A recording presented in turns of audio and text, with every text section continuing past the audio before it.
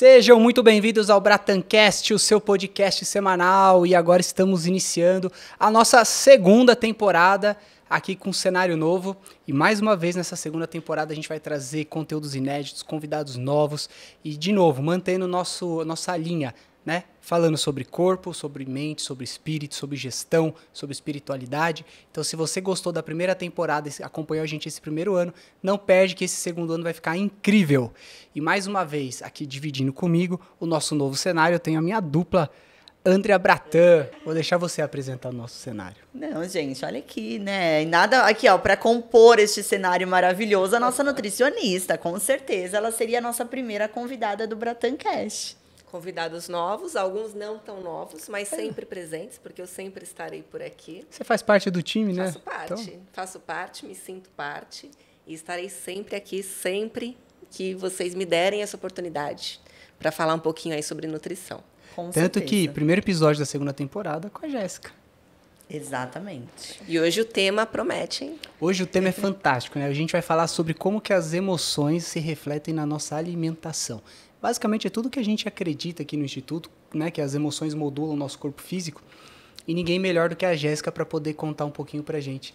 Como que as emoções podem alterar, né, a nossa alimentação, os nossos hábitos. Então eu queria que você contasse um pouquinho pra gente, né, porque hoje a gente fala muito sobre o que a gente come as nossas emoções. Isso é uma verdade, né? Eu queria que você contasse um pouquinho pra gente. E a gente confunde muito, né, doutor? Às vezes a gente acha que tudo é emocional e nem sempre tudo é emocional também, né? Primeira coisa, a gente tem que pensar, o que é fome? Né? Alguém já parou para se perguntar o que é sentir fome? Se você jogar ali no buscador, o que ele vai falar? Ah, fome é quando a gente tem um aumento ali da grelina, que é o hormônio da fome, e na verdade, sentir fome é bom, né? Por quê? Sentir fome é um alerta do corpo que, olha, você precisa comer, você precisa se nutrir. O problema é quando a gente não tem uma rotina e a gente começa a confundir ali. Realmente é fome? Não é fome? É emoção? Então, são sobre esses pontos aí que a gente quer trazer um pouquinho aqui hoje. Isso é muito importante porque muitas vezes as pessoas, né, elas têm para elas que elas precisam fazer café, almoço, janta, lanche da tarde, aí lanche da manhã, ceia. Muitas vezes eu falo para o paciente, você tem que comer quando você tem fome. Então, se de repente você tomou um bom café da manhã e chegou na hora do almoço, você não está com fome, né, não está sentindo aquela fome real física, não tem problema algum em você espaçar e não realizar aquela refeição. Não tem problema algum, não é você não fazer uma refeição que você vai deixar de emagrecer, ou, não vou bater a minha meta de proteína, a minha meta de carboidrato. Eu acho que vai muito além. Acho que a gente tem que entender o que o nosso corpo fala, porque nem todo mundo vai comer 3 vezes por dia, né? E essa percepção, ela é muito individual. Eu tenho pacientes que comem 3 vezes por dia, tenho pacientes que comem 7 vezes por dia. Olha só. E trazer um pouquinho, né, o que a ciência fala sobre isso. Claro que a gente vai falar um pouquinho aqui da nossa experiência ali no dia a dia, mas o que a ciência fala, né? Então, tem 2 termos aí que a gente usa muito para falar sobre essa fome, que é a fome hedônica e a fome homeostática. O que seria a fome homeostática? Essa fome que eu falei, que a gente tem toda uma produção ali hormonal. Quem produz a grelina é o nosso estômago, então a gente sente vontade de comer, vai lá e come. Mas hoje acho que o maior foco vai ser a fome hedônica, que muita gente relaciona com a fome emocional, mas eu quero até trazer uma discussão aqui, que a ciência hoje já se questiona muito, até que ponto a fome hedônica ela é realmente emocional. O Dr. Daniel fala muito sobre dopamina, né? Dopamina, muito. Neurotransmissor, aquele hormônio que nos traz sensação de quê? De recompensa, de prazer. Então, uma vez que é uma fome que faz eu comer algo que vai me gerar bioquimicamente uma sensação de recompensa, um prazer real no meu corpo, será que é tão psicológica assim? Ou será que é uma recompensa que eu estou buscando por algum descontrole aí em relação à minha saúde, tanto física quanto emocional? Mas com certeza. Legal. Alguns alimentos são campeões de gerar dopamina, né? O açúcar, por exemplo, é capaz de gerar muita dopamina, né? E aí eu sou contra a palavra compulsão. Eu falo que é compensação. Porque se você está comendo porque você está tentando compensar a falta de dopamina, e muitas vezes você vai comer em grande quantidade porque está faltando muita dopamina, não é compulsão, é uma compensação. Você está tentando botar o equilíbrio em algo que não está tendo. E aí onde que a gente avalia? A gente fala que é emocional, mas na verdade ela chega a ser física porque ela vai alterar a química do seu corpo. Então toda alteração emocional, ela passa a repercutir no corpo físico e a gente consegue monitorar isso até em exames. Você consegue monitorar. Então, você pegar, por exemplo, um paciente que está estressado, que não está dormindo bem, que está agitado, ele vai ter descarga de cortisol mais alta, vai ter descarga adrenérgica. Você consegue avaliar isso em tempo real no corpo dele, você consegue medir a frequência do coração que sobe, a pressão sanguínea dele que vai aumentar. Sim. Então, toda essa parte que o pessoal fala, o pessoal, na verdade, subjuga, né? Fala, é emocional. Mas o emocional é a parte mais importante. Essa é a parte mais importante que não se está tendo uma visão adequada dentro da nossa medicina. Porque a partir do momento que esse lado emocional ele modifica teu corpo físico, tem que ter uma atenção. Porque hoje o que está acontecendo? A medicina ela está trabalhando do problema para frente. Ah, você come muito. Tá bom, eu faço você parar de comer. Você tem uma insulina alta, uma glicose alta. Eu trabalho daqui para frente. Você tem um colesterol alto, eu trabalho daqui para frente. Não de forma preventiva. Agora, a questão não é nem preventiva, a questão é, mas por que está aumentando o colesterol? Por que está aumentando o açúcar? Por que está aumentando a insulina? O que está fazendo? Ah, porque está comendo muito, você tem que cuidar da dieta. Tá, mas por que esse cidadão está comendo a mais? Acho que essa é a parte mais importante. Exatamente. E tem até alguns estudos, né, que mostram a relação do que a gente come com esses hormônios, né? Quando a gente fala do cortisol, por exemplo, ele influencia... Hormônio é eixo, né? Então, um hormônio, dificilmente ele vai agir sozinho. Ele vai agir ali junto com outros hormônios. Então, quando a gente tem um aumento de cortisol, essa relação saciedade e fome, que vem tanto da fome pela grelina, saciedade pela leptina, ela vai ficar alterada. E aí o doutor comentou uma coisa aqui que a indústria sabe disso, né? O quanto o açúcar, o quanto a gordura também, ela influencia muito nessa questão da recompensa. Então, a gente vai lá, consome um alimento extremamente palatável, ultraprocessado, e não é curioso que a gente sempre quer mais e a gente quer mais. Não consegue largar, né? E até a questão da família, né? Eu conheço algumas... Lá em casa a gente acaba não fazendo isso, a gente não tem costume de sobremesa, né? Mas, assim, eu conheço muitos amigos, muitas famílias que acabam recompensando já... A criança já aprende isso. Então, se você comer tudo, você vai ganhar uma sobremesa. Então, já cria aquela questão emocional. Uma crença mesmo, é uma crença. Não cria? Então, se eu faço alguma coisa boa, passei de ano, eu mereço, né, comer o prato de doce, o bolo, enfim, e aí tem um sério problema. Esse mecanismo de recompensa, ele age dos dois lados. Se você fizer tudo certo, legal. Mas se eu fizer tudo errado, eu também me auto-recompenso da mesma forma. Sim, porque quantas pessoas, depois de um dia estressante de trabalho, eu mereço comer uma pizza. Não, eu mereço ter saúde e acordar bem no dia seguinte. Eu não mereço comer uma pizza, nem mereço comer um hambúrguer. Eu mereço cuidar do meu corpo, né? Se a gente pegar a fisiologia do corpo humano, ela é perfeita. Nosso corpo foi feito para funcionar em equilíbrio perfeito. Ou seja, é uma máquina extremamente perfeita. Ela funciona de modo que a gente não precisaria intervir nela. Qual o problema? A gente está desgastando a máquina. A indústria sabe disso. Então, assim, quando a gente brinca e fala assim, a indústria da doença, e é mesmo, porque tá tudo corroborando para gerar doença nas pessoas. Tá tudo corroborando. A gente fala muito de medicamento e pouco do estilo de vida. E o que mais impacta nos estudos é estilo de vida. Quer ver uma coisa interessante? Vou fazer uma pergunta para vocês duas. Suplementar vitamina D é consenso que todo mundo sabe que vitamina D aumenta o sistema imunológico, certo? Sim. Quantas vezes você acha que a vitamina D é capaz de aumentar o teu sistema imune? Chuta, pode chutar, chuta mesmo. Muitas. Quantas? Fala um número. 100 vezes. 100 vezes. E você, quanto você acha? 80, 50? 4 vezes. A vitamina D ela aumenta 4 vezes o teu sistema imunológico. Agora, quanto você acha que a atividade física é capaz de aumentar? Acho que mais do que a vitamina D. Chuta. Eu vou 4, 10. E você? Eu fico no 10. 10? 131 vezes. Uau. Olha só. Uau. 131 vezes. Então, assim, quer dizer que a vitamina D não é importante? Não, o que eu estou dizendo é que a vitamina D é legal, mas incentivar o paciente a fazer exercício é mais legal ainda. Você deve suplementar a vitamina D no paciente, mas a gente está falando pouco do estilo de vida, a gente está atuando pouco na parte preventiva da saúde. Por isso que virou a indústria da doença. São aqueles pilares que a gente sempre fala, né?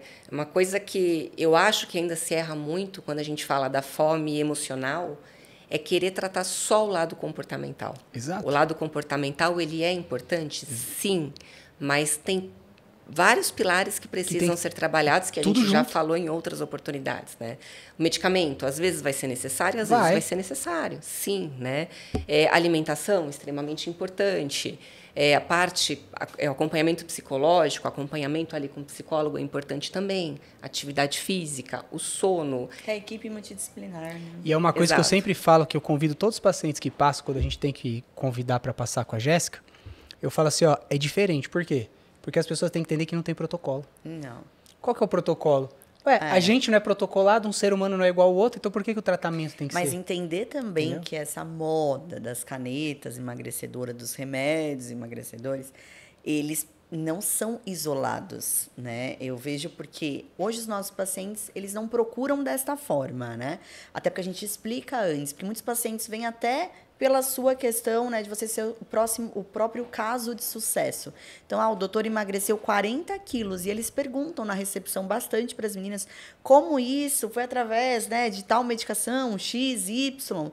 E é óbvio, né, que ali a gente dá uma aula de emagrecimento, porque o emagrecimento, ele funciona através de várias práticas, porque senão você acaba emagrecendo, e a Jéssica pode falar melhor do que ninguém sobre isso, e você não sustenta esse emagrecimento. Então, você, por exemplo, está aí há 3 anos, né, carregando o mesmo peso desde a época que você passou pelo período de emagrecimento.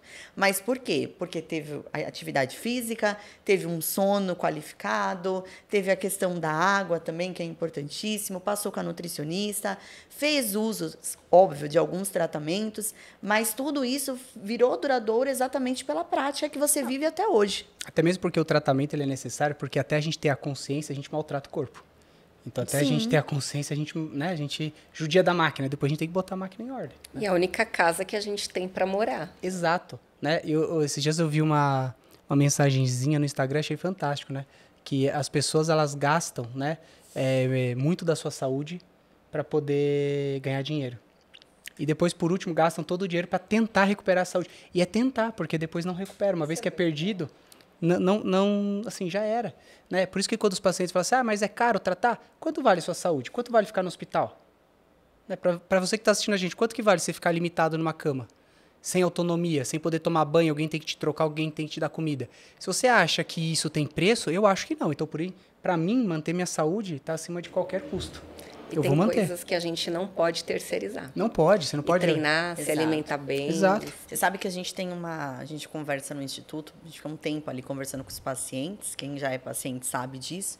A gente sempre brinca com os pacientes, a gente faz assim, faz a continha de quanto você gasta, né, no aplicativo ali de comida. Fala, no iFood mesmo.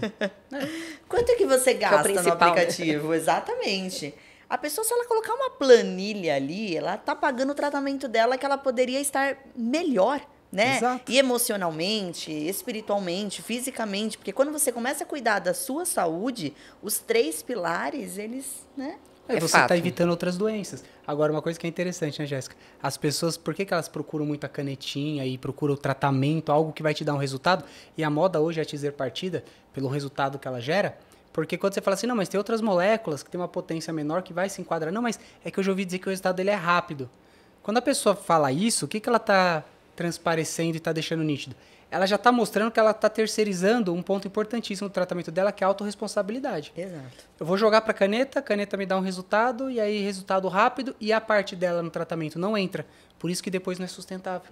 A caneta, não tem como não falar das canetas, né? Elas são boas, elas não são ruins. De emagrecimento. Mas elas podem ser muito boas ou muito, não digo ruins, mas assim, não gerar o resultado esperado. Sim. Dependendo da forma como for usada, né?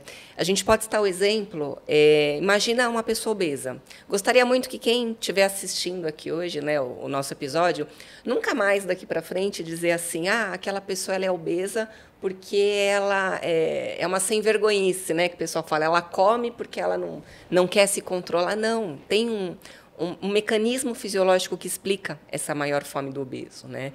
Poucas pessoas sabem que o tecido adiposo é ele que produz a leptina, que é o nosso hormônio da saciedade. Inclusive, depois que isso foi descoberto, o tecido adiposo hoje ele já é reconhecido como órgão endócrino, né? Justamente por essa produção hormonal. Então, o que acontece? O obeso ele tem mais gordura, certo?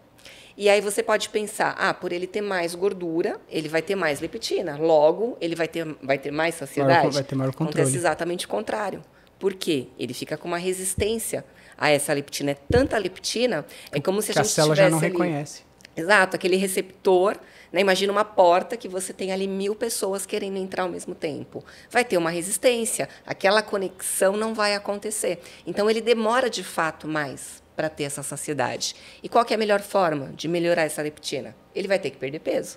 Só que como que a gente faz isso, né? Ele tem que perder peso, mas ele não tem saciedade. E aí o medicamento ajuda bastante. Ajuda. Porque ele vai ajudar nesse processo. Só que enquanto ele usa o medicamento, é o momento que a gente vai fazer todo aquele trabalho multidisciplinar de trabalhar a consciência e de trabalhar na parte de alimentação justamente essa mudança de comportamento. Exato. Eu vou parar de pedir ali a comida pronta, que muitas vezes são até ricas em sódio, né? E a gente já tem estudo que associa o consumo excessivo de sódio com alterações na grelina, que é o hormônio que dá fome, né? Então, quer dizer que se eu comer mais sódio, comer mais sal, além de me gerar alguns problemas aí pensando em pressão arterial, eu posso sentir mais fome? Sim, você pode sentir mais fome. Hoje a ciência já nos diz isso, né? Então a caneta usada ou qualquer medicamento, né? É que hoje ele é a primeira linha ali, né, para emagrecimento, usado da forma correta, ele pode gerar. Eu falo pode porque na área da saúde, né, não é uma área exata. Sim. Ele pode, a gente espera que vai gerar resultados muito bons. Mas, meu amigo, se você buscar a receita ali do vizinho não vai dar certo. Tentar replicar e não mudar estilo de vida, não vai dar certo. E aí tem um outro mecanismo quando a gente fala de saciedade, que é o comer proteína. Comer proteína. Ter um perfil ali de consumo de aminoácidos adequado. Por que a gente fala tanto, gente, come proteína de manhã, né? Já começa o seu dia comendo ovos, ou comendo um frango desfiado, comendo alguma fonte importante aí de proteína, mesmo que seja proteína vegetal. Por quê? Isso vai gerar essa regulação de fome e saciedade ao longo de todo o dia. E aí a pessoa que usa essa caneta sem orientação, o que normalmente ela faz? Eu estou com pouca fome, eu vou comer o quê? Eu vou comer um macarrão, eu vou comer o pão, eu vou comer uma banana. A pessoa acaba comendo mais o quê? Carboidratos. E ela nunca vai priorizar a proteína. E aí já começou errado, vai dar ruim, vai terminar errado. E o medicamento ele tem que ser uma ponte, né, Gé? Uma ponte. Tem que ser uma ponte. Eu não sou contra, mas a gente tem que usar o medicamento, criar uma ponte, ganhar tempo para poder mudar os outros pilares. E a questão da proteína é muito engraçado, porque se a gente for ver hoje, qual que é o hábito, né, típico do brasileiro no café da manhã? Pão, né, e o café com leite. E o cafezinho com leite. Manteiga. Né? A manteiga, né? E aí a gente não tem o hábito da proteína. É estranho pra gente falar comer um frango de manhã. Não tem problema nenhum. Quem foi que convencionou que o frango e a proteína é só na hora do almoço e no jantar? Não tem isso, nenhuma convenção, não tem nenhum estudo que fale que a proteína só entra depois do meio-dia. Não conheço. Então, assim, mas isso é um hábito. As pessoas não têm o hábito, até mesmo porque a cultura é direcionada pela indústria. Então, você imagina que tudo isso vem sido desenhado há muito tempo. Então, hoje é muito difícil você pegar e mudar culturalmente o café da manhã do brasileiro. Né? Pode faltar tudo pro brasileiro, mas o pão francês não falta, pode ver. E não falta no começo do dia e não falta onde? No final do dia. Que são os dois pontos onde deveriam entrar mais proteína, entram mais carboidrato. E a indústria tem uma força muito grande, Tem, né? A propaganda é fantástica. Por exemplo, aquele iogurte, tem vários, né? Nem preciso citar a marca porque tem vários. Aqueles iogurtes proteicos, né? Que hoje em dia tem muitas. Eu posso citar aqui no mínimo 10 marcas. Deu muito certo para a indústria, né? E a maioria dos pacientes que me perguntam sobre esses iogurtes, eles já associam como sendo alguma coisa saudável, né? Um alimento saudável, um produto alimentício saudável. E aí, quando a gente compara com o iogurte natural, eu só peço, olha a lista de ingredientes. Um tem leite e fermento, o outro tem uma lista 15, 20, 25 ingredientes. Aqui a gente nem falou ainda, né? Eu já poderia pegar até um gancho, mas talvez num outro podcast, falar da relação da microbiota que tem com tudo isso, né? Esse mecanismo de fome. Vai mudar toda a microbiota intestinal. Vai mexer na microbiota intestinal. Então, comer, eu fico doida, sabe? Quando eu vejo assim a galera postando e conta caloria e faz comparação calórica. Não é só contar caloria. Não é só contar caloria, o controle exatamente. calórico ele é importante? Ele é importante. Mas antes de eu pensar em contar calorias, a qualidade, eu preciso conhecer todo o mecanismo que o sódio em excesso vai causar, que os corantes que estão lá escondidos nos aditivos vão causar, as minhas sensibilidades individuais, né? De repente, a gente fica ali na briga, né? Ah, o leite pode, o leite não pode, o glúten pode, o glúten não pode. Quando alguém me pergunta, eu devolvo a pergunta. Como você se sente tomando leite? Como você se sente comendo glúten? Ah, eu não me sinto bem, então por que você vai comer? Exato. Ah, eu não sinto alteração nenhuma. Então, ok, dá para a gente incluir ali no contexto. Até isso é individual. Então, desapegar um pouquinho dessa visão calórica traz a gente de volta até para o tema de hoje, que é essa fome, esses gatilhos. E aí, mais uma coisa que o doutor citou aqui também, que é importante, falar das compulsões, né? Muita gente já se autodiagnostica. Já chega aqui, né, doutor? Eu tenho compulsão alimentar. Compulsão alimentar tem CID, certo? Me corrija se estiver errado. É uma doença, tem CID e tem critérios diagnósticos. Você ter aí compulsões noturnas porque você não se organizou durante o dia para comer, isso não é um TCA, um transtorno de compulsão alimentar. Isso pode ser simplesmente uma desorganização da sua alimentação, que com trabalho multidisciplinar aqui, nutricionista, o médico, a psicóloga, a gente consegue resolver. Exatamente. E tem um outro ponto que é importante, que hoje está acontecendo, a gente está vendo. As pessoas hoje, elas estão buscando o emagrecimento estético, né? Que é a parte mais demorada, eu falo que é o resultado final de tudo. Elas tentam buscar isso de forma rápida em cima dos medicamentos. E isso também está gerando um grande problema, porque as pessoas estão olhando, né, as pessoas chegando em corpos ideais, né, que eu falo que o corpo ideal é aquele que te agrada, né? Se agrada a mim, pouco me importa a opinião do outro. As pessoas estão buscando os medicamentos para emagrecer como algo estético, entendeu? Como algo estético. Isso é perigosíssimo, né? Porque aí foge, porque aquela pessoa que tem um distúrbio, inclusive de visão, que ela acha que ela eu acho que eu sou gorda, eu acho que eu estou acima do peso, e ela não tem critério, ela usa, e aí o que vai acontecer? Ela vai trazer um resultado negativo para a saúde dela, entendeu? Mas essa parte é a parte que a gente não vê na mídia. Como, por exemplo, a gente conseguiu, a gente viu aí nos últimos tempos, quantas críticas tiveram os tratamentos endovenosos, quantas críticas tiveram os tratamentos hormonais, né? A gente viu. Agora, a irmã da modelo que se intoxicou com o Ozempic, ninguém falou, né? Ninguém falou que ela ficou 3 dias internada com uma gastroparesia, teve crise epilética de tanto que ela vomitou e um distúrbio eletrolítico grave e ninguém falou. E aí, assim, até onde o que a gente está vendo nas notícias está ajudando também as pessoas? Isso é um ponto importantíssimo, eu acho um absurdo, né? A forma como as notícias são veiculadas hoje, tendenciosas para levar o público a acreditar que algumas coisas que podem ajudar vão ser prejudiciais.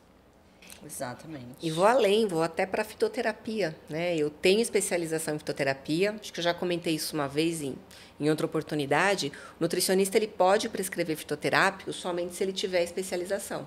Sem a especialização, o nutricionista não pode prescrever fitoterápico. Eu tenho especialização, eu posso prescrever, só que ainda assim tem fitoterápicos que eu não posso prescrever. Vou dar um exemplo, a ginkgo biloba. É um fitoterápico, eu não posso prescrever como nutricionista, mesmo tendo especialização. Então, às vezes, as pessoas pensam, é natural, né? Não vai fazer mal. E tem casos de toxicidade, já tivemos casos aí na mídia de óbito por usar ali compostos naturais, mas que podem gerar toxicidade, sim. E daí não precisa demorar muito ali na internet pesquisando composto natural para emagrecimento, né? Para controlar a sua fome. Ozempic natural. Ozempic natural. Esses dias eu vi um que eu achei o máximo, testosterona natural. Aí eu fui olhar lá, era maca peruana. Oh, meu Deus! Gente, olha a que nível a gente está, né? E assim, é o que eu costumo falar. As pessoas estão desesperadas por esse emagrecimento rápido. E isso é bom para quem? Para os oportunistas, que estão aí para vender ferramentas, produtos que não têm evidência e, enfim, né, podem ser até perigosos para a saúde. Com toda certeza. Por isso que, assim, quem quer emagrecer, procura uma equipe séria, né, uma equipe multidisciplinar, que vai usar, né, critérios para poder entrar com medicamentos, tratamentos, e que vai trazer não só resultado, vai te trazer saúde a médio e longo prazo. Entendeu? Acho que esse é o recado principal. E que vai entender, né, Gé? A respeito se é emocional a fome, se realmente é algo ali, é uma doença que você precisa tratar, se é uma disfunção na tireoide que nós temos também. Por isso a equipe multidisciplinar, porque ela vai te levar ali ao certo o que está acontecendo com o seu organismo, o que está acontecendo com o seu metabolismo. Então, procure uma nutricionista, procure um nutricionista, um médico, e encontre de fato o que está acontecendo com o seu organismo e não tenha pressa para emagrecer. Não tenha pressa. Eu falo que ele é o próprio caso de sucesso, ele demorou quase 1 ano e meio para chegar onde ele queria. 1 ano e meio é bastante tempo, né? Não é um mês. As pessoas chegam, quero emagrecer para o mês que vem porque eu tenho um casamento. Isso não existe. Milagres não existem. Milagres quem faz é Deus, né? A gente dá um jeitinho ali e faz o que pode. Mas procure um profissional qualificado para isso, porque ele vai te levar ao verdadeiro ali sintoma, ao verdadeiro CID do que está acontecendo. Tem alguns pacientes que eu peço para escrever, eu falo, escreve com a sua letra, pega um post-it, escreve 2 palavras, constância e paciência. Essa Perfeito. é a principal receita para você perfeito. chegar no resultado. Tenha constância Exato. e tenha paciência. Por quê? Você falou isso para uma paciente esses dias e ela me verbalizou, eu achei fantástico. Ela falou, Jéssica, o doutor falou para mim que o tempo que eu levei para ganhar esse peso, eu estou querendo perder enquanto, né? Não está desproporcional. Então, eu levei muito tempo. Aí ela até respondeu, né? Ela falou, eu levei a minha vida inteira para ganhar esse peso, porque eu me lembro de ser obesa desde criança. E agora eu estou aqui me cobrando para perder tudo isso em alguns meses, o quanto isso vai ser agressivo para o meu corpo e para a minha mente, né? Então, ter essa paciência, ser constante, não tem segredo. Essa é a principal chave para emagrecer ou para buscar, né? Nem todo mundo quer emagrecer, né? Ou para buscar algum resultado ali, alguma melhora metabólica, alguma melhora de exames, melhora da saúde, longevidade, de uma forma geral. Exatamente. Envelhecer sem depender de ninguém, né? Acho que essa é a principal proposta. Se a gente conseguir ajudar as pessoas a não adoecerem, envelhecerem com mais saúde, a missão está cumprida, né? É isso.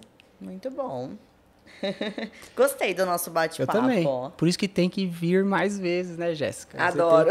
A gente tem que vir porque isso é muito místico, já está né? convocado aí para o próximo mês. Quero estar em todas as temporadas. Fazer um bloco, né? De frente com a Gé. De frente com a Nutri.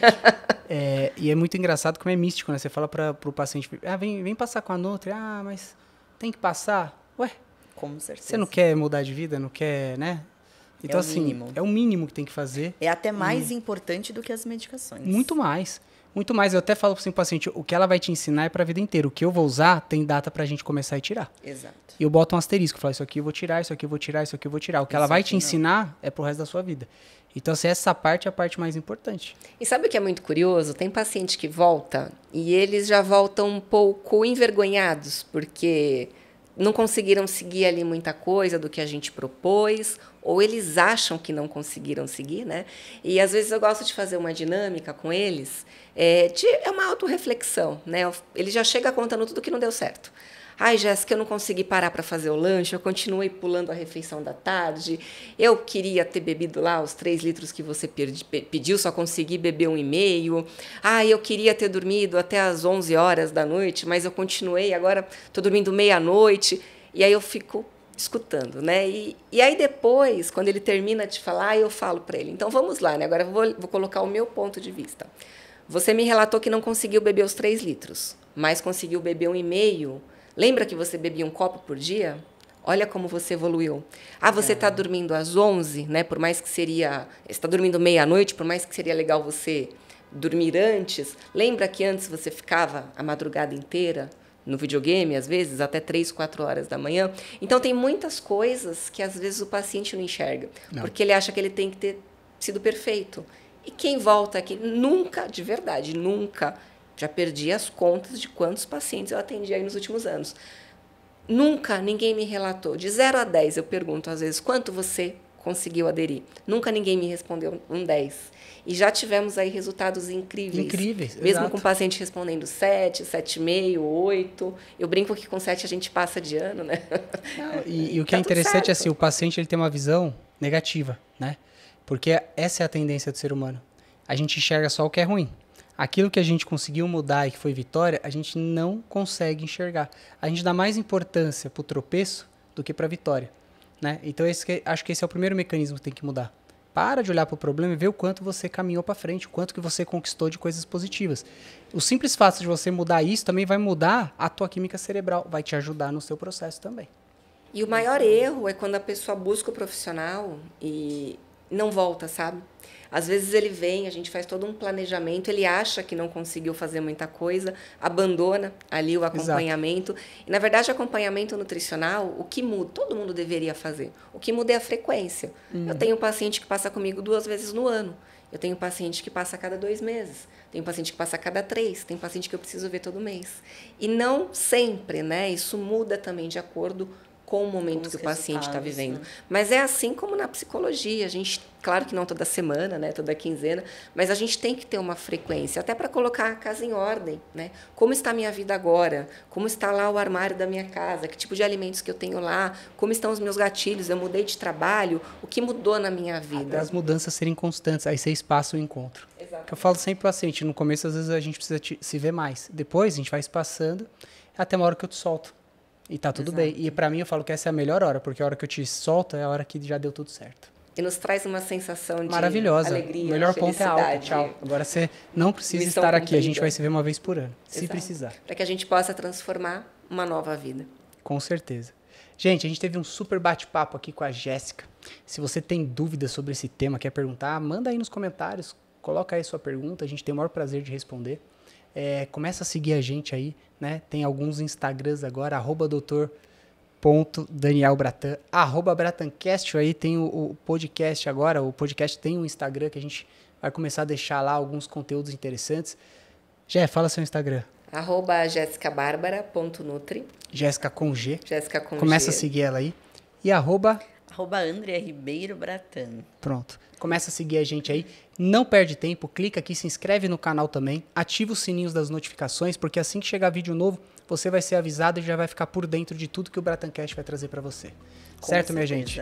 Foi um prazer ter você aqui, Jé. Obrigada, Jé. Obrigada. Até a próxima. Gente, até semana que vem. Um beijo. Fiquem com Deus.